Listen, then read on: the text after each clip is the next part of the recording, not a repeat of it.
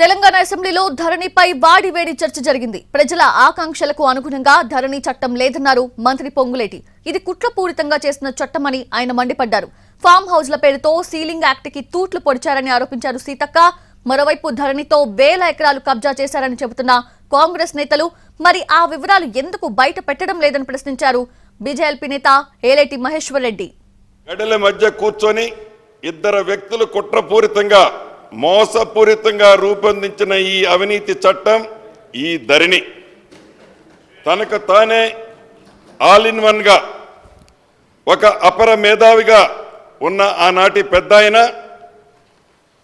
నాకు అపారమైన అనుభవం ఉందన్న ఆనాటి పెద్ద ఆయన, తెలంగాణ నుంచి భారత్కు విస్తరిస్తానని, దేశానికి దశ దిశ తానే అని చూపిస్తానని ప్రగల్భాలు పలికిన పెద్ద మనిషి ధరణి పేరుతో ప్రజలకు దగా చేశారన్నది ముమ్మాటికి నిజం. సీలింగ్ యాక్ట్ తుంగలో తొక్కబడ్డది.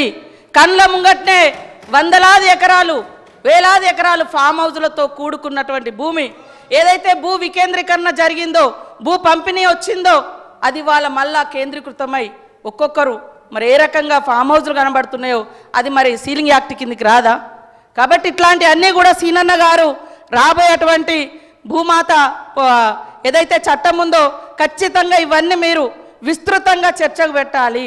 మరి రాహుల్ గాంధీ గారు చెప్పినట్లు మరి ఆ 20 లక్షల రైతులు ఎవరు, మరి వారు కాజేసినటువంటి భూములేవి, ఇప్పటి వరకు ఎంత రికవరీ చేశారు, మరి ఎప్పుడు ఆ డబ్బుతో ఎప్పుడు మీరు 6 గ్యారెంటీలు పూర్తి చేస్తారు? మీ ద్వారా నేను మరి ఈ ప్రభుత్వాన్ని అడుగుతా ఉన్నాను అధ్యక్ష.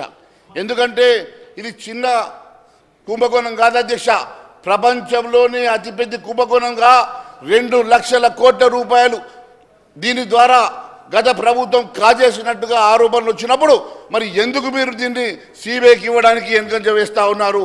ఎందుకు సిబిఐకి ఇవ్వడం లేదు?